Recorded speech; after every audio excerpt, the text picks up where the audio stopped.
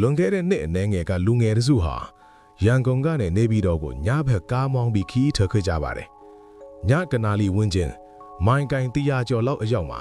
လမ်းဘေးမှာအဖြူရောင်ဝတ်စုံတဲ့အမျိုးသမီးတစ်ယောက်ထဲလမ်းလျှောက်နေတာကိုသူတို့မြင်လိုက်ရပါတယ်။ဒီချိန်ကြီးဒီနေရာမှာဘာလုပ်နေတာမှလိမ့်လို့စဉ်းစားမိပေမဲ့အမြန်လမ်းဖြစ်တာကြောင့်ကားကိုမရပ်ပဲမောင်းသွားခဲ့ကြတယ်။ဒါပေမဲ့ခဏအကြာမှာထူးဆန်းတာတစ်ခုဖြစ်လာပါတယ်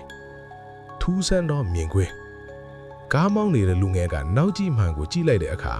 ကားနောက်ခန်းမှာသူတို့တငယ်ချင်းတွေအပြင်နောက်ထပ်လူတစ်ယောက်တူးနေအားကိုသတိချမိလိုက်တယ်။တေချာကြည့်လိုက်တော့စောကလမ်းဘေးမှာတွေ့ခဲ့တဲ့အဖြူရောင်ဝတ်စုံတဲ့အမျိုးသမီးဖြစ်နေပါတယ်။သူမဟာခေါင်းကိုငှုံထားပြီးငိမ့်ငိမ့်လေးထိုင်နေတာပါ။ကားထဲကလူအားလုံးဟာတရမျက်နှာတယောက်ကြည့်ပြီးဘာမှမပြောရဲပဲကြောက်လန့်တကြားနဲ့ဖျားစာတို့ရွတ်ဖတ်ကြပါတယ်။ဒါပေမဲ့အဲ့ဒီအမျိုးသမီးကပျောက်မသွားပဲကားနောက်ခန်းမှာအေးဆက်ဆက်နဲ့လိုက်ပါလာဆဲပါ။မိုင်းတိုင်အနေငယ်မောင်းနှင်ပြီးနောက်လမ်းဘေးမှာရှိတဲ့နဲမီရဲစခန်းတစ်ခုကိုတွေ့တော့မှကားကိုအမြန်ထိုးရက်လိုက်ကြပါတယ်။ကားရက်လိုက်တာနဲ့အားလုံးဟာကားပေါ်ကနေဝယုံတုံးကားဆင်းပြေးခဲ့ကြတယ်။စိတ်အေးသွားမှကားထဲကိုပြန်ကြည့်တဲ့အခါမှာတော့အဲ့ဒီအမျိုးသမီးဟာမရှိတော့ပါဘူး။နောက်ပိုင်းမှာအဲ့ဒီနေရာဟာအရင်ကရင်းတိုက်မှုဖြစ်ပြီးအမျိုးသမီးတယောက်ဆုံးပါခဲ့တဲ့နေရာဖြစ်တယ်ဆိုတာကိုဒေတာခံလီစီကနေပြန်သိခဲ့ရပါတယ်။